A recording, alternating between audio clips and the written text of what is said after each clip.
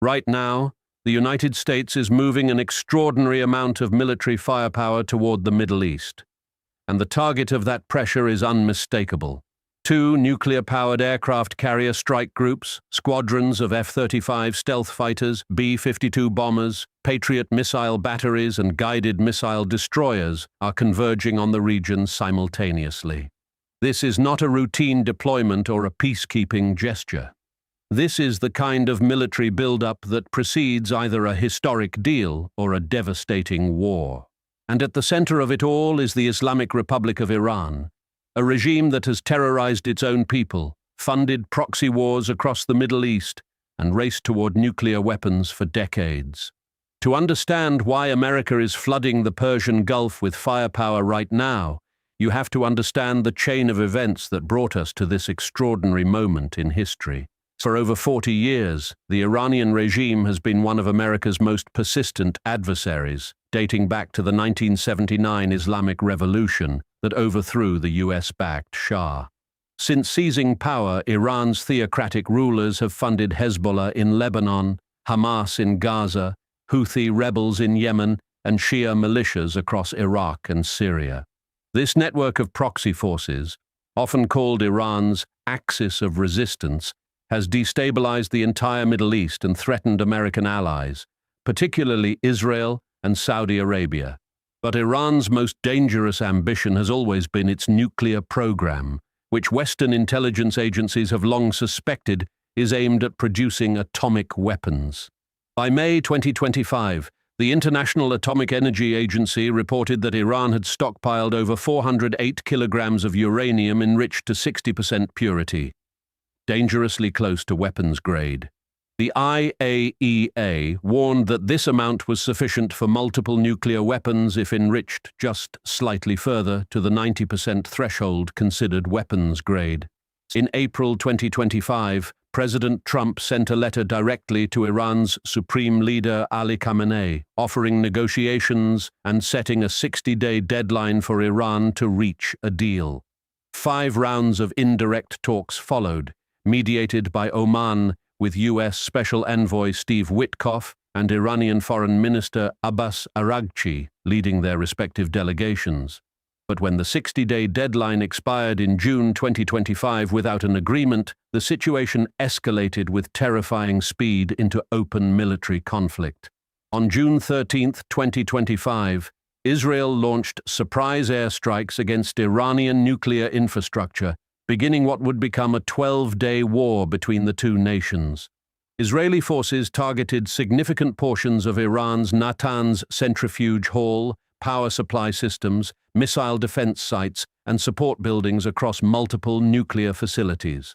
But Israel alone could not reach Iran's most heavily fortified nuclear site, the Fordow enrichment plant, buried deep inside a mountain near the city of Qom. Only one country on Earth possessed the weapons capable of penetrating that kind of underground fortress, and that country was the United States of America.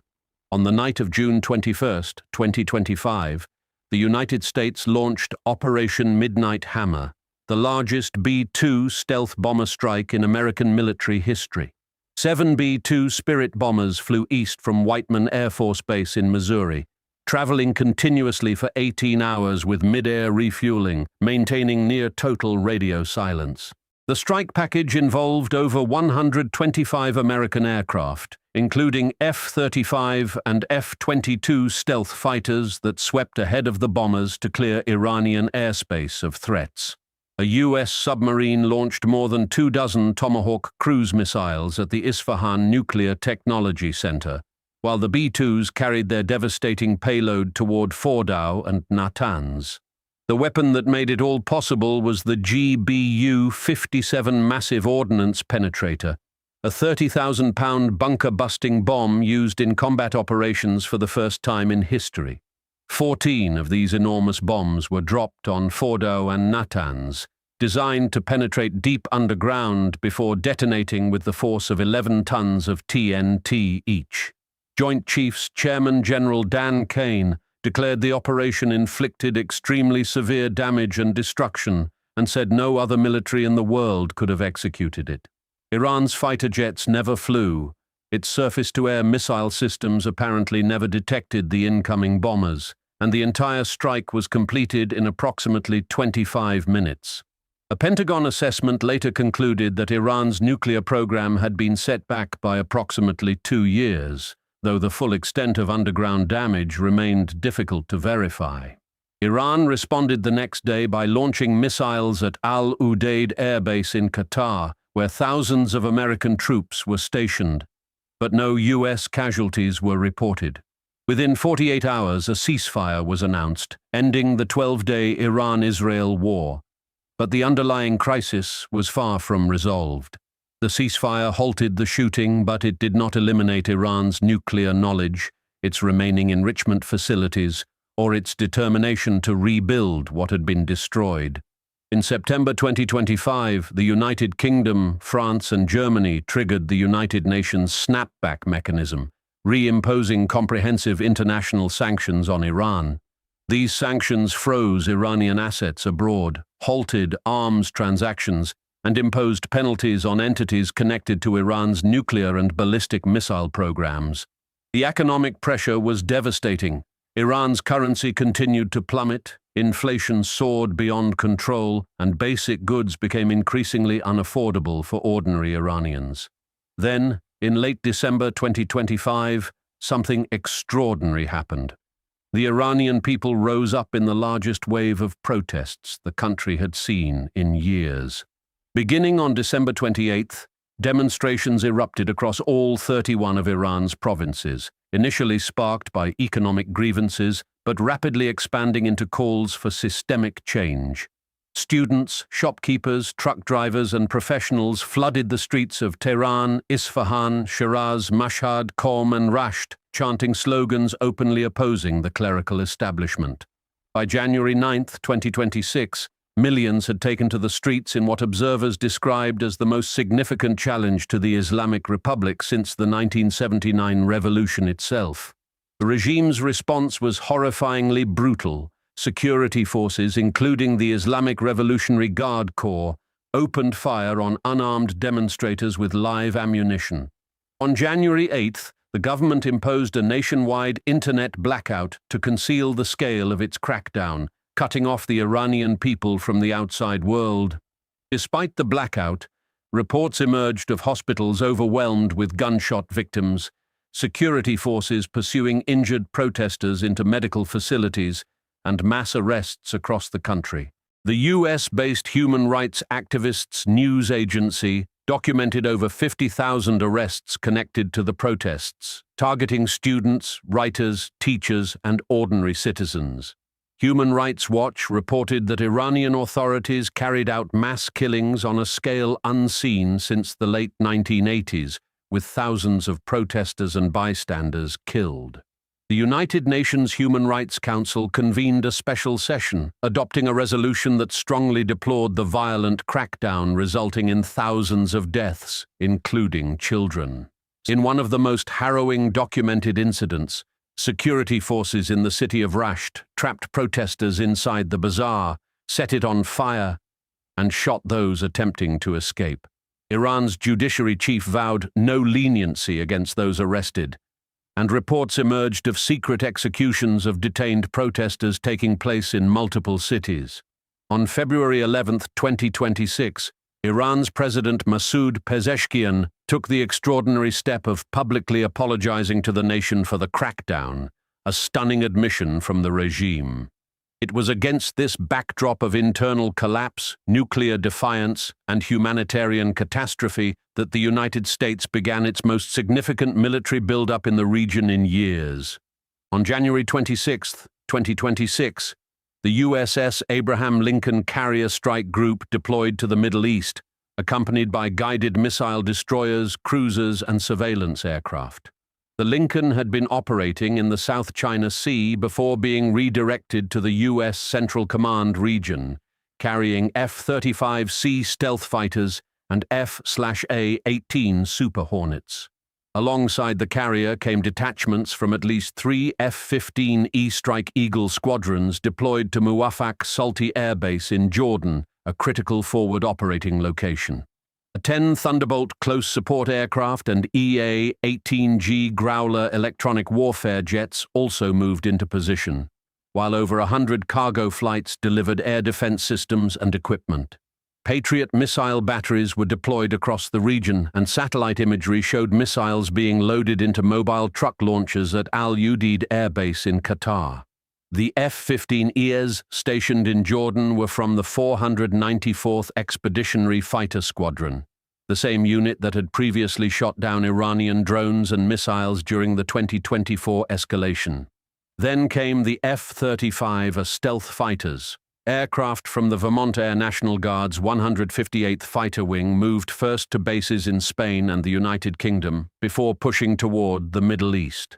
This was not a token show of force. This was the systematic assembly of a massive strike capability designed to give the president every military option on the table. On February 3, 2026, the build-up's purpose became unmistakably real when an Iranian Shahed 139 drone approached the USS Abraham Lincoln in the Arabian Sea. A Marine Corps F-35C from Marine Fighter Attack Squadron 314 shot the drone down after it continued advancing toward the carrier despite de-escalation measures. That same day, Islamic Revolutionary Guard Corps Navy gunboats and an Iranian drone attempted to stop and seize a US-flagged tanker, the Stena Imperative, in the Strait of Hormuz. The guided missile destroyer USS McFall intercepted and escorted the tanker to safety, while U.S. Air Force aircraft provided defensive cover, a direct confrontation averted by American firepower. These incidents demonstrated exactly why the buildup was necessary. Iran was testing American resolve and probing for weakness in the most strategically vital waterway on Earth. Meanwhile, diplomatic negotiations were proceeding on a parallel track, with enormous stakes riding on whether words or weapons would ultimately resolve the crisis. On February 6, 2026, the United States and Iran held indirect talks in Muscat, Oman, mediated by Omani Foreign Minister Badr bin Hamad al-Busaidi in separate rooms. U.S. Special Envoy Steve Witkoff and Trump's senior advisor Jared Kushner led the American delegation, while Iran's Foreign Minister Araghchi headed the Iranian team. The U.S. Central Command Chief, Admiral Brad Cooper, was also present at the talks, a deliberate signal that America's military leadership was watching every move at the negotiating table. America's demands were sweeping and non-negotiable. Iran must surrender its remaining enriched uranium, halt all enrichment above civilian levels, and dismantle its weapons program. Washington also demanded that Iran end its ballistic missile development, cut off support for Hamas, Hezbollah, and the Houthis, and submit to full international inspections. Iran pushed back, insisting that uranium enrichment was a sovereign right, that its missile program was purely defensive, and that talks should focus solely on the nuclear issue. Iranian Foreign Minister Araghchi described the Oman talks as a good start, and confirmed that both sides agreed to continue negotiations, but the gap between their positions remained vast. Then, on February 11th, the Wall Street Journal reported that the Pentagon had ordered a second aircraft carrier strike group to prepare for deployment to the Middle East.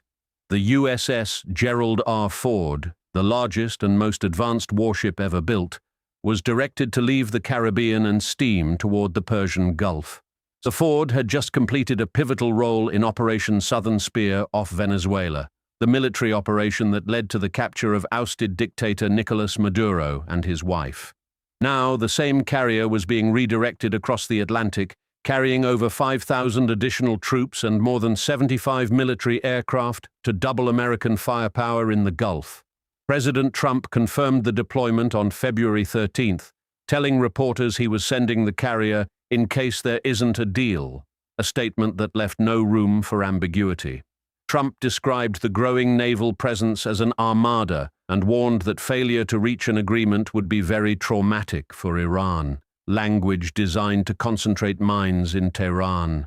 Asked directly whether he wanted regime change in Iran, Trump responded that it seems like that would be the best thing that could happen, his most explicit statement yet on the subject. Israeli Prime Minister Benjamin Netanyahu, visiting Washington for his 7th meeting with Trump, pushed for any deal to cover not just nuclear issues but missiles and proxy forces as well. Netanyahu declared that all enriched material has to leave Iran and made clear that Israel would not accept any agreement that left Tehran's ballistic missile program intact. As the diplomatic and military pressure intensified, cracks began appearing within the Iranian regime itself that suggested the leadership was preparing for the possibility of collapse.